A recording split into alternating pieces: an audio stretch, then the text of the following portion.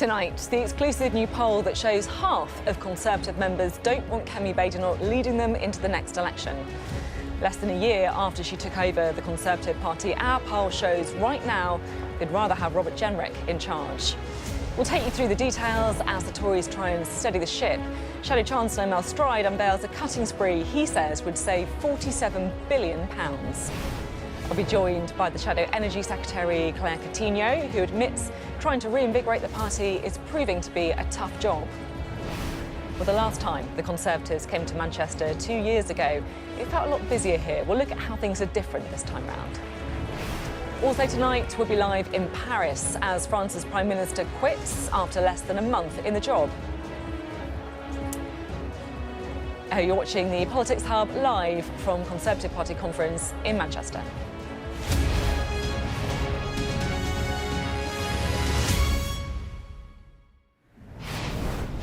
So, good evening from the Conservative Party conference. We're here in Manchester, delegates are gathering. And this week, for Kemi Badenoch, is crunch time. Her party's third in the polls, behind Reform and Labour, only just ahead of the Lib Dems. And this time last year, Kemi Badenoch was in the middle of a leadership campaign, and she's already facing questions about her future. Persistent questions. Well, today, to try and help answer them, they put the economy front and centre. £47 billion worth of spending cuts, as well as plans to abolish business rates for high street pubs and shops.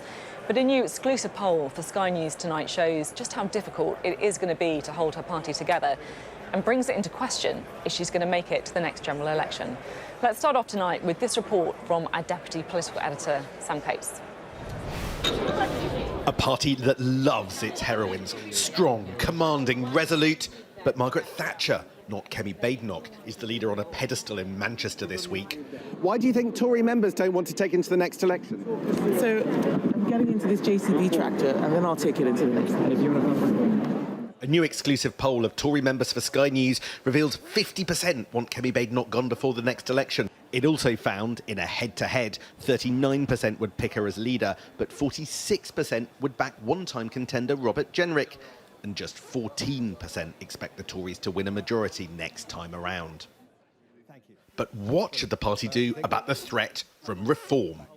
I want the Tory party to be once again the natural home for all the small C Conservatives out there in the country. You would never support a pact of any sort. Look, that is not our priority. That's not our priority. He's in tune with the members. Our poll found a 2-to-1 margin backing a Tory Reform deal. The current leadership more focused on policy for now, including big cuts to welfare, the civil service and net zero. The savings I am setting out today would reduce the size of government by almost £50 billion. For those actually here in the hall, giveaways too. Today, I can announce that as a direct result of getting public spending under control, a future Conservative government will completely abolish business rates for shops and pubs on our high streets. End of! To younger people, I say, we will get debt off your back. We can and we will. To turn things around, the Tories need to get heard. And the party promised a policy-rich speech from the Shadow Chancellor, with spending as well as big cuts. But the huge number of empty seats tell their own story. Problems on multiple fronts can feel like whack-a-mole. They want to change the script and hit the other parties where it hurts. Sam Coates, Sky News, Manchester. Well, Sam Coates is here. We're also joined by UGA's Director of Political Analytics, Patrick English. Good to have you both here. Sam, look, it's kind of brutal polling, I guess, for Kemi Badenoch at this point in her conference, right? It is. 50% of Tory members don't want her to take them into the next election. And there's no way that you can look at the poll, and I've sort of looked at it in every direction, gone through all the numbers, that really makes cheery reading. Like, for instance, there's a statistic that about 70% of Tory members think she's doing a favourable job. So they kind of like her, but they still think she should go. It's a sort of sympathy tick in the box for her when it comes to favourability. And this is more bad news, it's very, very clear who now they think should be the successor. Robert Jenrick beats Kemi Badenoch if there was a contest. He beats Boris Johnson. He beats Priti Patel. He sweeps the floor, and he's quite a long way ahead. So there is an alternative, and there is a problem. No wonder they don't really like it. Yeah, it's always difficult if you've got that waiting in the wings thing. Patrick, I'm interested in your take on these numbers as well. You know, Sam was just talking about Robert Jenrick there. I mean, is it like a done deal? He would do better than Kemi Badenoch at an election, or is it a bit more complicated? It's certainly a little bit more complicated than that. We're many, many years out from an election. A lot can change, a lot can happen. But certainly it is the case now that the Conservative Party members seem to think, yes, Kemi's not doing such a bad job. Yes, we still feel quite favourably towards her. But there's a growing sense, I think, from this data that the Conservative Party membership might just not feel that she's up to the job of taking them to a successful general election. So it's almost like they like her, but they just worry that she's not going to win. Is that effectively what it is? Yeah, it's effectively that, yes. Yeah. And I think that's quite consequential for her. Yeah. Sam, she didn't seem too happy with you putting some of these numbers to you. I don't think she likes surprises, and unfortunately to get an answer from her on this poll, you did have to sort of slightly pounce, but I'm sure in the fullness of time there'll be forgiveness. I think more broadly, they really haven't enjoyed the timing of this poll. Actually, as it happened, we did one for Labour, so it's not anti-Tory bias. It happens to be kind of, that's what you do with reporting, because it crystallises something that is available to talk about with people at this conference. There are people, shadow cabinet members, and there are senior Tory figures who talk to you pretty readily about whether or not she's the right leader and come down on the side of probably not. And the issue is those conversations happen in private. What polling does is it brings the conversation in public, which is only fair for our viewers to get a sense of, because we can't broadcast the private conversations that we have. Yeah, and it's a good point actually that you make, that look, at any party conference, we would do this polling. We did it for Labour, so it is like a time when we're focusing on these parties. It feels kind of right and proper to do that. Patrick, you know, they're third in the polls. You've got this really brutal polling from the members. Is there much that parties can do to turn it around, or does it often happen where, you know, once voters have made up their mind, it's hard to shift? It is hard to shift minds when they're made up. We've spoken before about things like the don't knows. So when we tend to see public opinion shift in big directions, what normally happens is people who are unsure, who have very soft opinions, breaking suddenly in one direction for another, be that to support a party or to go against a leader. A lot of the data that we're seeing here now, and indeed the same was true of the Labour members polling that we put out last week, a lot of people have made up their minds on this issue. We're seeing sort of 70% saying this, 29% saying this. That only leaves 1% being uncertain. So I think a lot of this is baked in. It's going to be very, very hard for Kemi Badenoch to really sort of change this. One thing I would point out, though, which is quite an interesting comparison, Kemi Badenoch has a better favourability rating with her own party members, net plus 44, than Keir Starmer does with his. That's interesting. Plus 33. Yeah. So there's something in there, I think, perhaps. That's really interesting. Should we just have a quick little look, I think, at what these polling findings are specifically? Because we've had, you know, clearly lots of discussion about it, and I think we can have a look now at those polling findings. So this is, should Kemi Badenoch lead the party into the next election? 46% in total say she should, 50% say she shouldn't. I mean, this is members, remember, so, you know, pretty brutal. It was done very recently as well. And when asked who should lead the party, you can see there 39% say Kemi Badenoch, 46% Robert Jenrick. I feel like for, you know, those in the Kemi Badenoch office, this is going to be the one that they'll be most irritated by in a way, because we have seen, of course, Robert Jenrick taking, you know, a very kind of public persona on this. The poll also shows, you know, a pretty large degree of pessimism about the next election as well. Only 14% of members expect to win a majority. 34% say they think the party will finish second. And then, look, just finally, nearly 2/3 of Conservative Party members say they would support an electoral pact with reform. Sam, what do you make of it? So if there was a change of leader, theoretical, but the question on the table, I think, and it's a question for Robert Jenrick in particular, is does the Conservative Party go into the next election trying to do some kind of deal to stop the two big parties on the right duking it out like they did last year in the general election, or does the Conservative Party try and maintain its sovereignty, its autonomy, and think it can go in and fight for votes just for itself? And you think, and we saw from the interview I did with Robert Jenrick, there just seems to be a little bit more openness by Robert Jenrick to have that discussion about PAC. But you asked Patrick what could make a difference in a race like that. or we don't know the terms of any pact, arrangement, agreement, unspoken or otherwise. Does it involve questions of leadership? Does it involve questions of policy?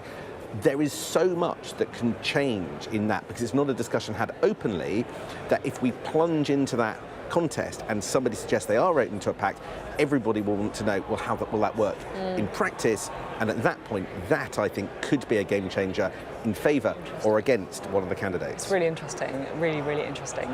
The other thing that I have been kind of thinking a lot about this conference, I'm interested in both your takes on as well, is it feels like the Conservative Party has a bit of a decision. You know, do you hug reform really close and try and go big on immigration and try and look at those red wall seats, the guys who voted for Boris Johnson last time?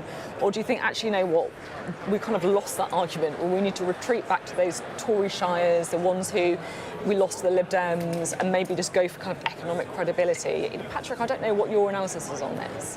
Yeah, it really is $1 million question for the Conservatives, isn't it? Like, how do they balance this tightrope that they really have to walk between trying to win back supporters that did abandon them in the 2024 election and have abandoned them since for Reform UK, while also not sort of leaking further votes off to the political left, say, of them, which were the Liberal Democrats and Labour.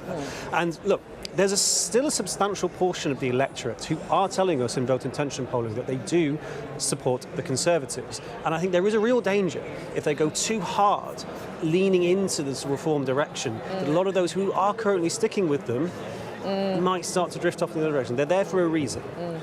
It's been fascinating. Look, over the weekend, what did we have? We had the Tories aping withdrawal of the ECHR and abandoning the Climate Change Act, two policies that I think you would already associate with reform. What did you have today? Well, it's the one area I think some Tories think you can put clear blue water between the perhaps more spendy Reform Party and the Tories. But even then, there were quite big spending pledges, and the cuts, well, the aid budget, the welfare budget, quite a lot were quite familiar, not entirely, because there's difference on things like two-child benefit cap, but a lot of that feels quite reformy as well in the detail. So what is the clear blue water between Reform and the Tories remains a question that maybe in the next 48 hours of this conference and Kemi Badenoch's second leader speech of this conference, we will have a clearer answer to. Yeah, it's going to be so interesting. Thanks both very much indeed. Always good to have you on the Politics Hub, Sam and Patrick there, talking through those polling figures. And you know, I have to say that it really does kind of underline the challenge for Kemi Badenoch going into this conference, and just what she needs to do to try and turn it around, change people's minds. Well, look, there's going to be lots of coverage from the newspapers as well, I'm sure, from the conference, whether it's the polling we just mentioned, some of those policy proposals, because we've also, of course, heard a lot more meat on the bones put on that policy proposal. But leadership, personalities as well. All of that will be discussed on our extended press preview. That's from 10:30 this evening, with tonight's news and tomorrow's headlines. Joining us for that will be the journalist and author Ian Dunt and the former Conservative Special Advisor Salma Shah. Right, let's bring in our duo for the evening, shall we? We're joined by a mayor and a former mayor this evening. We've been really spoiled. We've got the Tees Valley Mayor, Ben Houchen, now Lord Houchen, once the poster boy for Boris Johnson. I think you probably agree with that, right? And also the Andy Street, who was the businessman, of course, the first mayor of the West Midlands until the May 2024 elections, when he was narrowly defeated by the Labour candidate there. Great to have you both on the programme. Couldn't wish for a better panel, I think, on Conservative conference. Far too generous, well. Sophie. Far too generous. One you could get. So exactly. That's what we say to all of them, right? Yeah. I am really interested to hear from both of you what you think the challenges for the Conservative Party and where you think we are at. Ben, to you first, because look, we have that really gloomy polling. Does it surprise you? I think it just demonstrates the challenge that we've got. I mean, we had a historic defeat last year. We've got a new leader trying to establish herself. We've got a new dynamic in Reform, who we've all got to be honest, are performing definitely from a comms perspective very, very well. It's going to be a tough challenge. So the fact that members are looking to try and generate some positivity, the fact that it's difficult for the Conservative Party to cut through with the public at the moment, I'm not surprised by those challenges, and they can be overcome with the right energy and positivity and the right plan, but it's going to take a lot of time. What do you think the right plan is then, Andy? So, no surprise. Ben's absolutely right what he just said. You could almost have predicted it, so I don't think it's perhaps the shock horror story that's made out. So actually the right response to that is a steady hand. It certainly isn't changing leader. That's not done us any good, has it, over the last 5 years? And it's more of what we've begun to see today. I heard Mel Stride, it's leading the news. That was a mature, grown-up answer to an incredible challenge facing this country around the economy. It is going to get much more challenging yet. And Mel began to talk about solutions to it. That's the way we win back trust. Do you agree with that? I do, because we were just talking off camera actually, and we think one of the biggest challenge, I'm not putting words in your mouth, Andy, but we were in agreement, the biggest challenge coming down the line that people really haven't really turned their attention to is the budget in November. And I think not only is the budget going to be extremely significant with the amount of tax rises that's coming, but I think the impact it's going to have on our political climate means actually the next 2 or 3 years in relation to what happens with the Conservative Party, the Labour Party and Reform is completely to be written, because it is going to have profound impacts on how our politics progresses and the impact it's going to have on everyday people. So having a steady head, having somebody like Mel in charge who can put forward sensible policies, talking about spending restraint, spending taxpayers' money wisely, and starting to set out a more sensible Conservative vision, which we haven't heard for a long time, will start to rebuild that trust with the public. It's interesting. You know, one commodity that's not been in huge supply is honesty.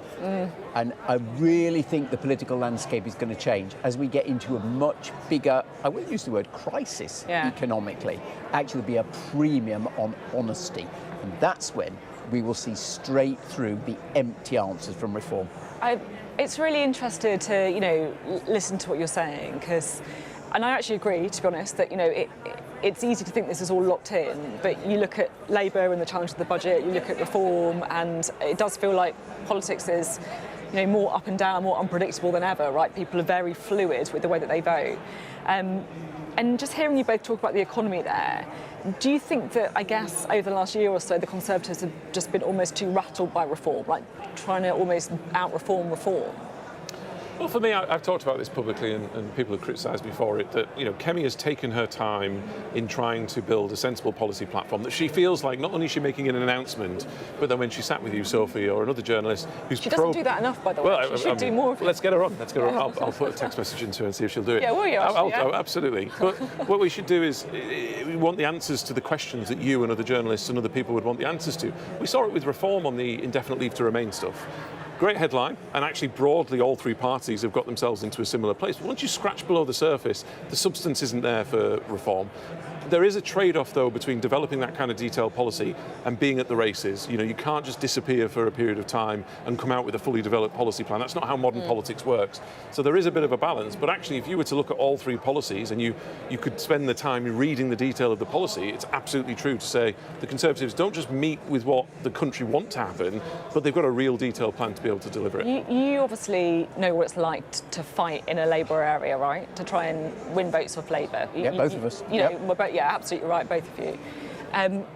Are you worried about some of the, plans on leaving the ECHR, on talking about net zero in the way that Conservatives have? Do you think it might turn off some voters in areas that you fought in, for example? Well, this is where we probably differ. It is. So I'll give you my answer to your previous question first, because it's very clear, and it then leads directly into some of these issues. You said, should we be less like Reform? Yeah. And the answer is categorically yes, I agree with you. There is no strategic sense in us being a watered down version of what, however I might frankly disregard it, not admire it in any way, the Reform at least are clear what they stand for, even if they have no plan. Our position has to be firmly, and I said this in Birmingham last year at conference, has to be firmly in the traditional centre ground. And I'm more sure of that now, because actually what's happened in the last year is the gap for us to fill has grown wider and wider, because the Labour Party is struggling to deliver, everyone would accept that, is being pushed further to the left, and of course Reform is occupying the populist ground. There's a huge space, and actually my prediction is that's where the British people will turn to as they look for substance over spin. What about ECHR? I disagree with what's been said. So let's be clear.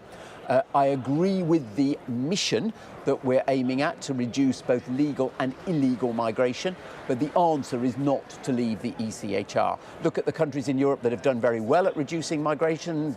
Denmark and Sweden being probably the best two, no net migration to those countries. They are still strong supporters of the ECHR because they get the thing about international collaboration, and Britain, in those cases, those two Scandinavian countries, being properly internationalist. We need a bit of disagreement. No, we do. It's this point on reform, right? And I think, I agree with Andy, we absolutely shouldn't ape reform, because you can't out-reform reform. If people want to vote reform and they want the full fat version, then have the full fat version. But I also have this point that so many Conservatives over the last couple of years have left the Conservative Party to go to reform. And we're not just talking about the defections, we're talking about everyday members and members of the public who voted for us probably in 2010, 2015, 2017 and 2019, who as of today are probably going to vote reform. So for me it's about authenticity, because there is a huge overlap with reform, I believe, where many Conservatives would agree wholeheartedly with what reform say, and actually many reform members would agree with where Kemi is on things like indefinite leave and legal immigration in the ECHR and net zero. Do you think Robert Jenrick would do a better job of winning some of those voters back? I don't think that's clear, and I think anybody who had inherited the position that Kemi has inherited as leader after that election result is on to a very difficult start, right? We're at our lowest ebb for, what was it, 100 years, 120 MPs. I'll be frank, I think the public generally have turned off from the Conservative Party at the minute, so our biggest battle is to be heard again.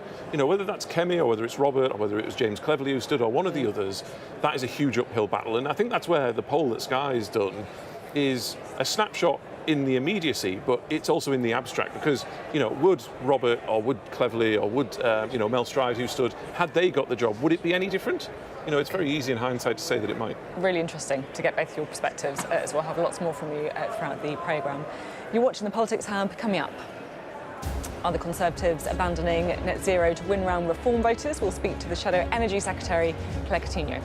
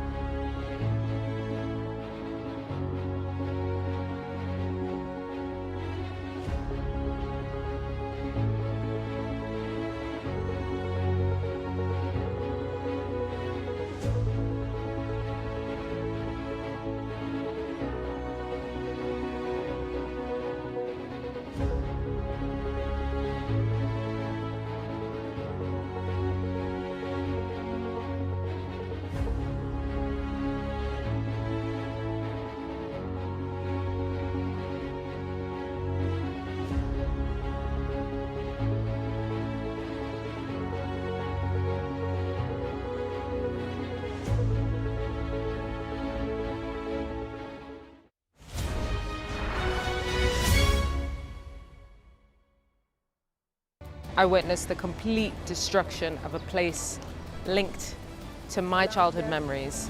This is insane. I'm Yusra Al-Bagher, Sky's Africa correspondent based in Johannesburg, South Africa. I felt awe when we saw the mountain gorillas in Rwanda. We call him the king of the jungle. This is the alpha silverback. Sky News, get the full story first.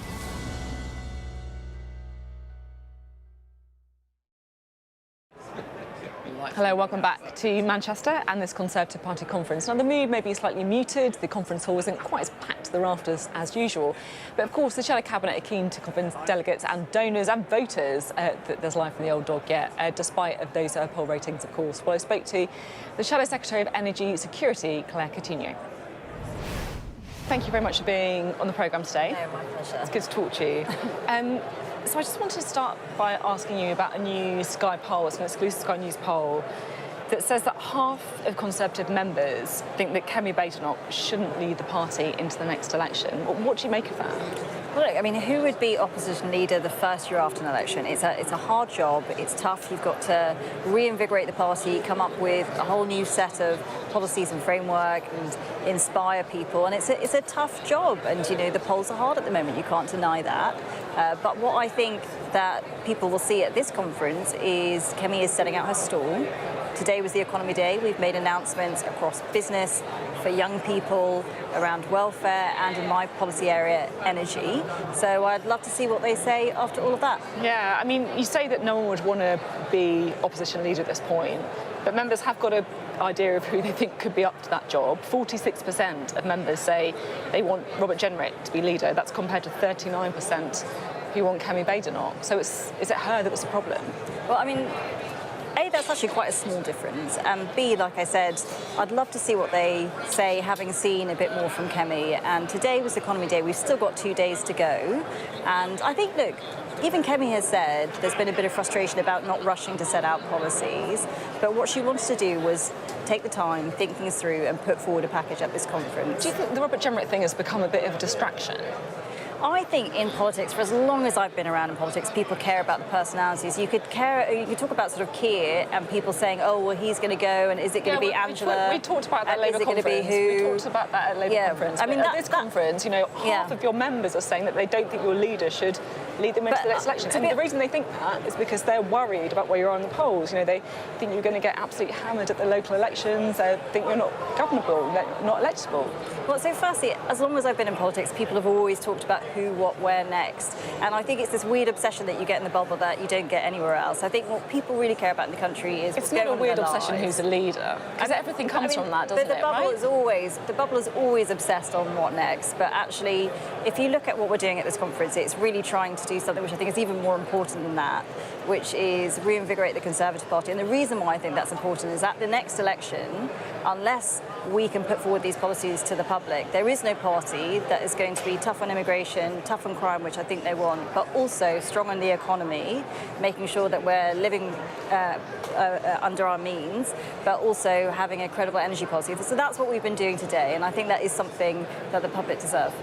So if you look at the polling, I will get onto your policy, I promise.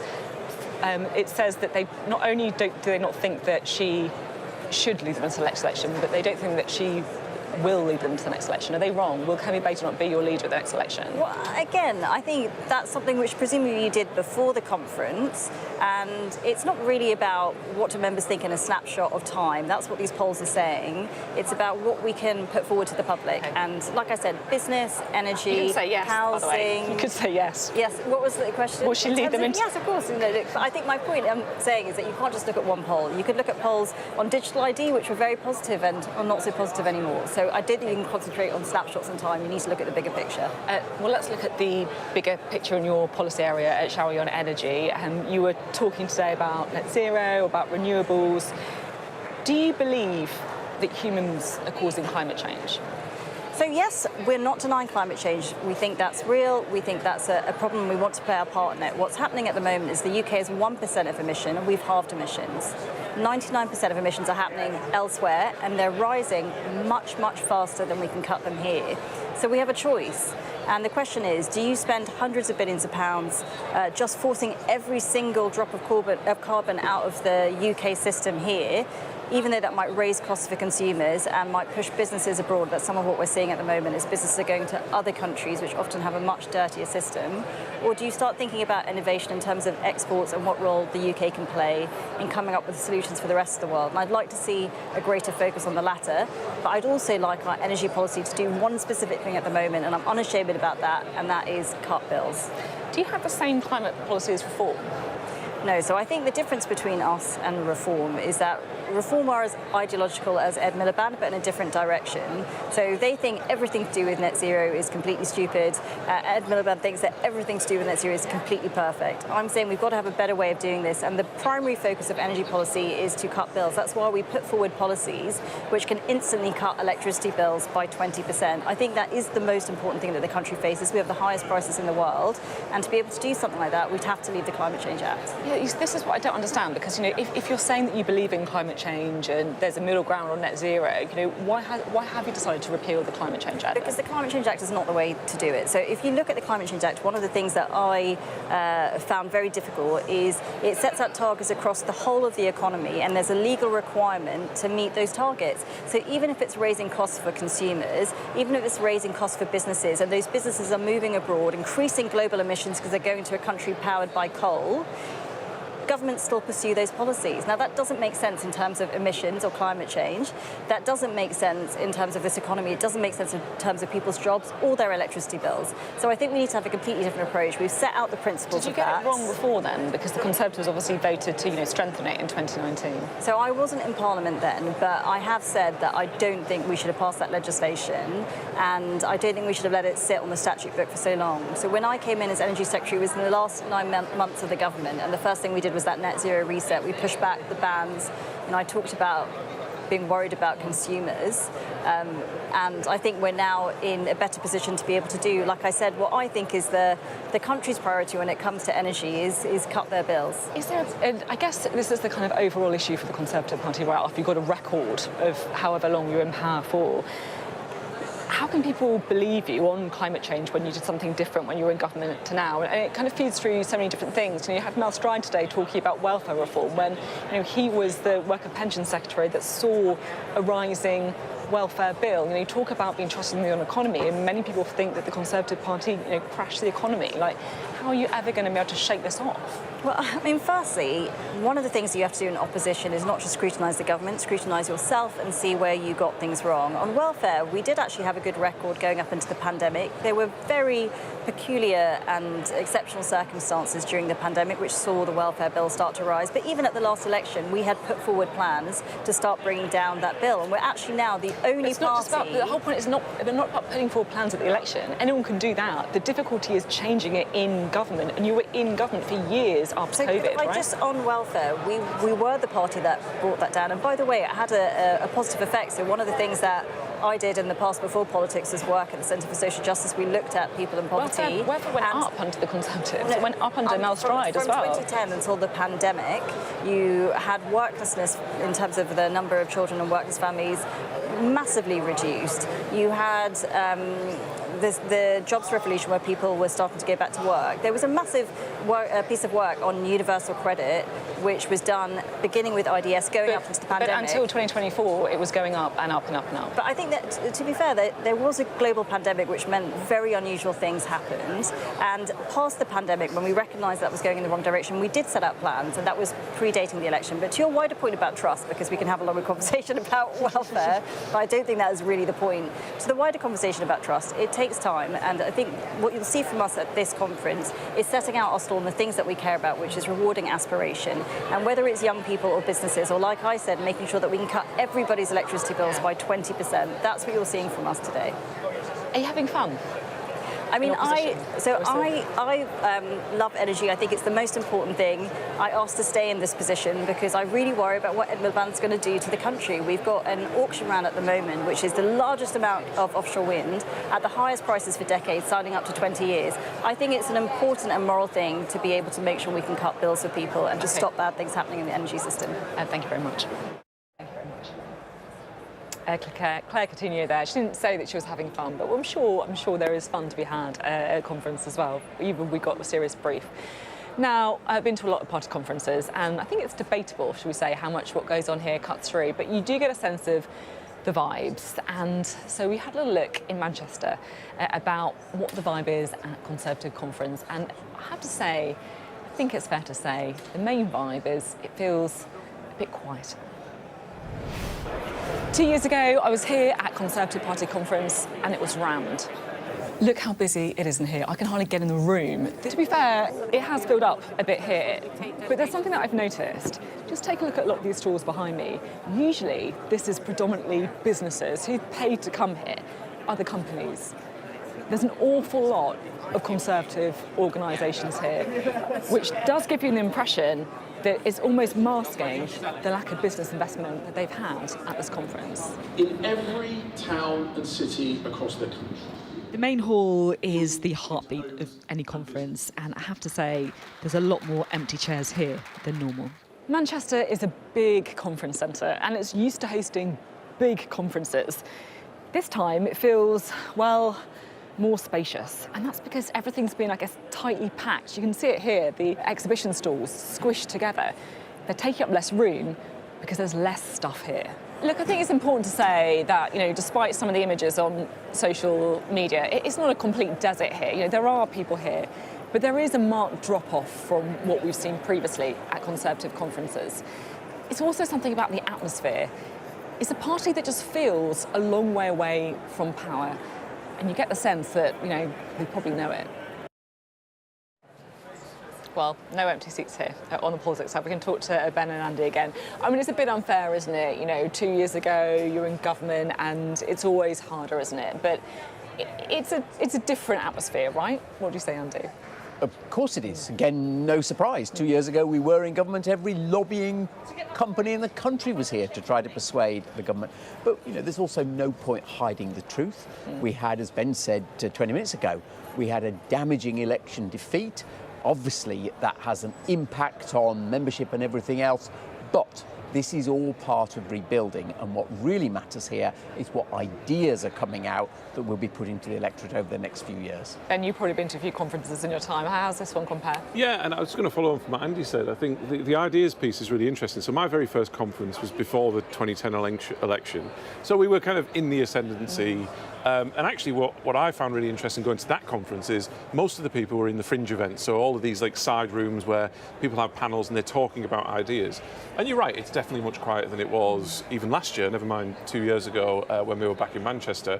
But the fringe events are still quite busy. Yes, they're not as busy as they used to be, but you see pictures of the hall and it's half full. If you go into some of these fringe events, they're all packed to the rafters, and that's where the ideas happen. That's where the politicians are talking about what the future of the party should be. So, it's the ebb and flow of being in and out of government, right? And Andy makes a really good point. Don't underestimate it. Political conferences, just how much businesses invest to come, sending their lobbyists, sending their teams. And what you find here at Conservative Party conference, a lot of them are still here, but they're not taking big stands and paying lots of money for branding. They're having side conversations. They're just trying to understand the Conservative Party. So it's also how people approach a Conservative Party that's in opposition.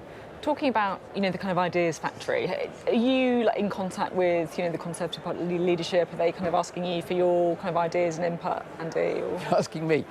No. I think... I thought you came up with the ECHR. I think I've made my position very clear on that.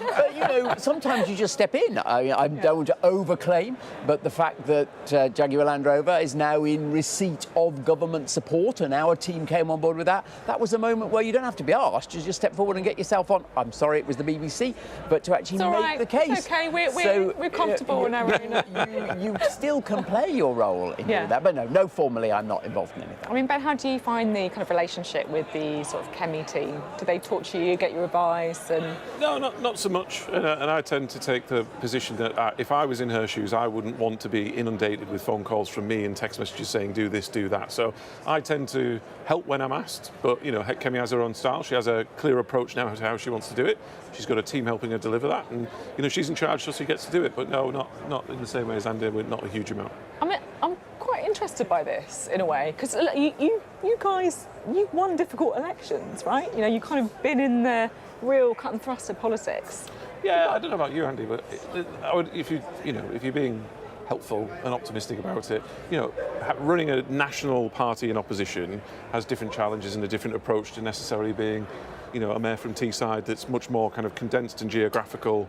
The way you approach it, and I approach my mayoralty, I know Andy did in his, it's much more apolitical, it's much more about being the titular leader for a local area. So the approaches are different, and it may be that Kemi feels like the way that she wants to do it, plays to her strengths and less to my strengths. But, you'd have to ask Kemi really, I suppose. So, of course, I agree with that. They're very different roles, and I always like to be modest in thinking we were running just a small part of the country compared to national leadership.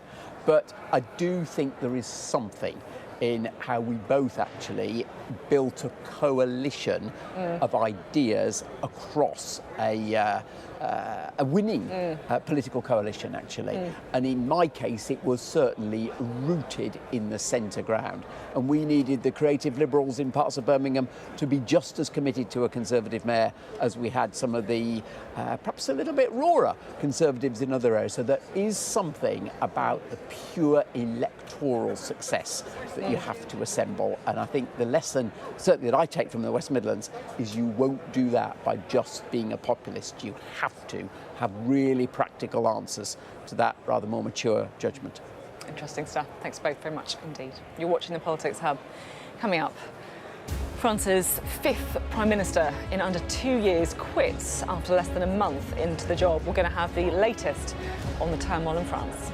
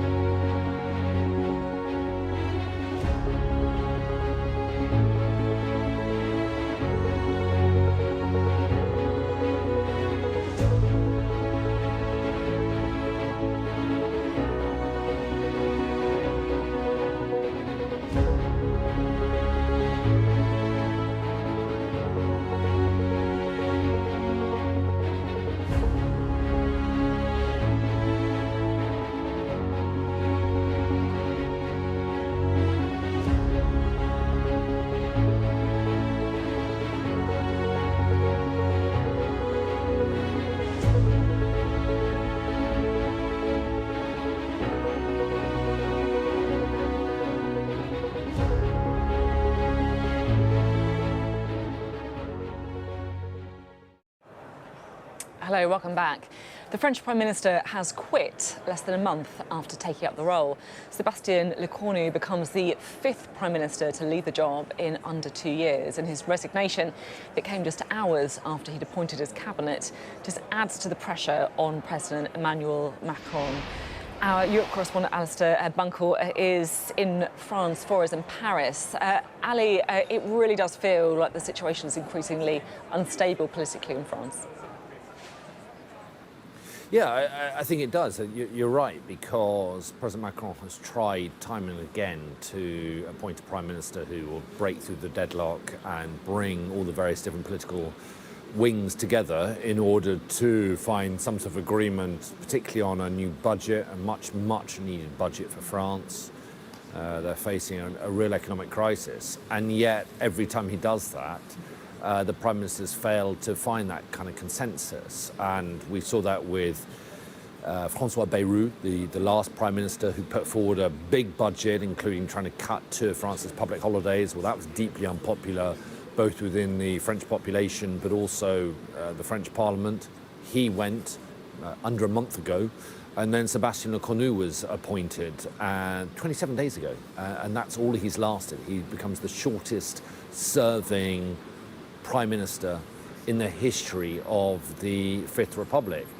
And the reason we think that he left is because, well, he announced last night on Twitter that he had formed a new government, but he put in place a lot of the same old faces, particularly a guy called Bruno Le Maire, who was the former economy minister. He made him the armed forces minister. But Le Maire was blamed for being one of the people behind France's economy being so bad. And so ultimately, the new government he put together less than 24 hours ago turned on him. And he went to the Elysee to see Macron this morning and handed in his resignation. And so, you know, five prime ministers now that Macron has lost in only a couple of years. What does he do next? Does he appoint another prime minister? I mean, is he going to have any more luck appointing someone else into the role? Does he throw in the towel himself and resign as president? I don't think that's going to happen. Perhaps the best way out of it, the only way out of it now, maybe, for the French president is to hold new National Assembly elections. But even if he does that, if you look at the polls, his party's likely to get a battering, and it's likely to be a good moment for Marine Le Pen's far-right National Rally Party. So everywhere he looks for President Macron, he now has bad decisions to make. Yeah, he really does seem quite boxed in, doesn't he? Alistair, thank you very much indeed. Alistair Bunkle there for us in Paris. Well, let's go to the US now, where the White House has said the Trump administration is working hard to advance as quickly as possible a peace deal for Gaza. Now, in the last hour, Press Secretary Caroline Leavitt said that talks involving negotiators for Israel and Hamas are happening in Egypt, with the US, along with Qatar and Egypt, acting as mediators. The administration is working very hard to move the ball forward as quickly as we can. The president wants to see a ceasefire. He wants to see the hostages released, and the technical teams are discussing that as we speak to ensure that the environment is perfect to release those hostages. They're going over the lists of both the Israeli hostages and also the political prisoners who will be released, and those talks are underway, and the president is very much on the ball and is being apprised of this situation. Well, our US correspondent Mark Stone joins us now from Washington. Mark, what is the latest on these talks? Well, they've begun. They are happening in Sharm el-Sheikh in Egypt. We know that delegations from Hamas are there. We know that delegations from Israel are there. Steve Witkoff, who is Donald Trump's Middle East envoy, he too is there, along with Jared Kushner, Donald Trump's son-in-law, who in the last administration and in this one, behind the scenes, has been playing a key part in the day after planning for Gaza. So the talks are underway, and I think, Sophie, it is definitely the case that we are in a more positive position right now than we have been at any point over the course of the past 2 years. Remember, tomorrow marks 2 years since that day, since October the 7th, the attacks by Hamas on Israel, and everything that has played out since then. That we've been in this situation many times before. Talks have been taking place on so many occasions, primarily in Doha, in Qatar, but also in Egypt. This time it really does feel different, and that is partly because Donald Trump has put himself in a position where he wants to make a difference this time. He wants to be able to bring the fighting to an end, and it's worth stressing that at the moment there doesn't appear to be any major attacks taking place in Gaza at all. So that part of the deal appears to be holding right now. So technical talks are underway now, and some really, really key issues need to be outlined. Disarmament, Hamas disarming. Are they willing to do that? Their statement on Friday, although Donald Trump took it because it is in his interest to, he took it as a complete agreement of his proposal. Actually, it was not. There was no commitment by Hamas to disarm. What about Hamas's role in a post-war future for Gaza? Again, pretty woolly Hamas were on that. So those details need to be ironed out. And then, of course, if the hostages are released and Hamas has committed to releasing all of them in one go, that's very positive. Those hostages that are no longer alive, Hamas says it does not know where they all are. So they need to be, those bodies need to be found if they can be. That is a challenge. And then Israel has said it wants to have a veto on which Palestinian prisoners it releases. So there are some significant issues that need to be ironed out. Where I think this is different is that there is momentum coming, not least from the White House. But this will take time. This week will be key. Yeah, really important, isn't it? Mark, thank you so much. We've obviously seen peace talks crumble before, but that momentum that Mark talking about, maybe, you never know, maybe, meaning this time it's different. Still to come on the Politics Hub. Here in Manchester, a beleagued leader of the opposition has promised delegates she can be more fun than usual. So can Fun Kemi turn things around? Coming up on the UK Tonight at 8, face-to-face with a killer. We speak to a volunteer security guard at Heaton Park Synagogue who first challenged the attacker and then barricaded the doors to stop him from getting inside. Also ahead, as former England rugby captain Lewis Moody reveals he has been diagnosed with motor neurone disease. I'm going to be joined in the studio by his former England and Leicester teammate Will Greenwood. And tonight, tributes to literary legend Dame Jilly Cooper, who has died at the age of 88. All that and much more to come on the UK Tonight at 8. Mr. Trump, James Matthews from Sky News. Hey, James. I'm James Matthews, and I'm Sky's US correspondent, based here in Washington, D.C. Mr. President, what will you say next to Benjamin Netanyahu? In June 2009, did you stay at the apartment in Manhattan of Jeffrey Epstein? I'm not answering any questions about him. I'm Martha Kellner and I'm Sky's US correspondent. I've interviewed some of America's most recognisable politicians. Should the Defence Secretary and the Vice... Wait, what country are you from? The UK. Okay, we don't give a crap about your opinion and your reporting. Mr Walker, you're anti-abortion, but 2 women say that you paid for their abortions. Are you a hypocrite, sir? Connor, what did you say to the President? What did you say? We had a great meeting. He was a great man. I'm David Blevins, one of Sky's US correspondents based in Washington, D.C.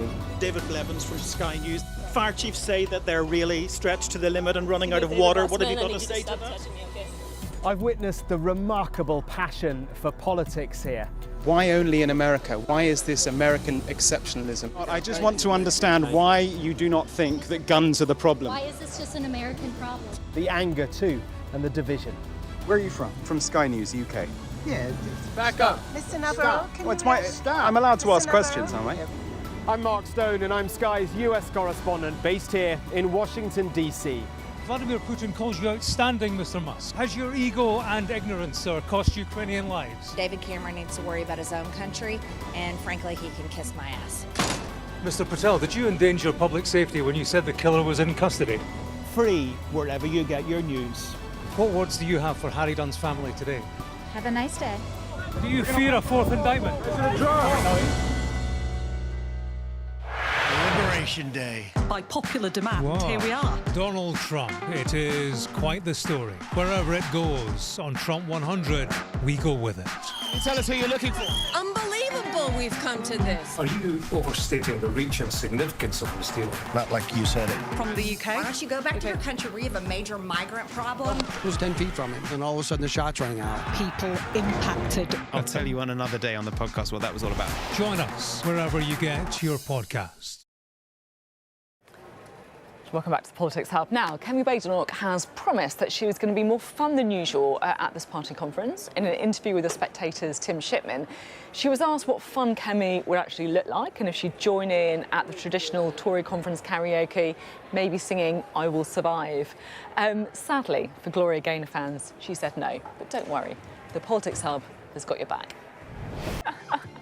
You genuinely can't not move to that song. It's impossible. It is impossible to not move to that song. So she said no, understandably. What, any suggestions on karaoke songs that Kemi could sing? Well, that was very naughty. So very naughty, but good fun. It went on for a long time. I did. I mean, I'd go completely the other way. If I was advising her what to do, I'd say choose Heather Small, Proud. Oh, because that's it's a lovely song. B, it brought the whole country. Remember the closing ceremony of the London Olympics? But it talks about being proud to be British and everything that stands for. You've got to have a good voice for that one, though. You That's have? the only thing. I haven't got a clue. Risky karaoke song, I reckon. It is a risky karaoke song, yeah. What about you, Ben? What do you do? I think Journey, Don't Stop Believing. That's a good karaoke song. Yeah, and also you don't have to have the best voice to be able to do it either after a couple of drinks. What about you guys in the old karaoke? You Marshall? My song is Mr. Brightside. Oh, Killers. yeah, it's a floor Classic. filler. Absolutely. It's a good one. It's a good one. So I will promise you one thing: I will not be doing karaoke at this conference. Whatever happens. I feel like you're a dark. I'm only here for your karaoke. No. I feel like there was a little glint in your eye there, where you've got a song, but you're. It's strange. I'm very happy to sit here and be exposed by you, but I am not doing karaoke. It never goes well. I love it. I love it. Do you think that we need to see more fun Kemi, or is this just an obsession from journalists and actually people want our politicians to be serious? There's a serious answer to this. I know it's light-hearted at the end. Whether we need to see more fun, we need to see more of Kemi, because it goes back to what we were saying at the beginning. The electorate is sceptical, cynical, you'd almost say. They've been sold things that haven't then come to pass. You want to see the values, the authenticity of somebody. So I would say to Kemi, open up. Let's see what really makes you tick. That's the key bit. It's the authenticity bit. More Kemi. And increasingly in politics globally, actually, not just nationally, leaders play a very strong role in the success of their party. And maybe some of it is a throwback because of Boris and the way that Boris conducted himself. And lots of people liked it, lots of people didn't. But she just needs to be authentic, and she needs to show more of herself to the public. It's been great to have you both on the programme. Maybe see you in the karaoke bar later. Yeah, duo. Never know. Let's do it. I'll do Mr. Brightside, I'll be honest. I'll do a bit of that. Right, anyway, on a serious note, that is it from us tonight. I'll see you tomorrow, right here at 7 p.m. from the Conservative Party conference. Up next is the UK Tonight with Sarah J. Me. But that's all from us for tonight. See you tomorrow.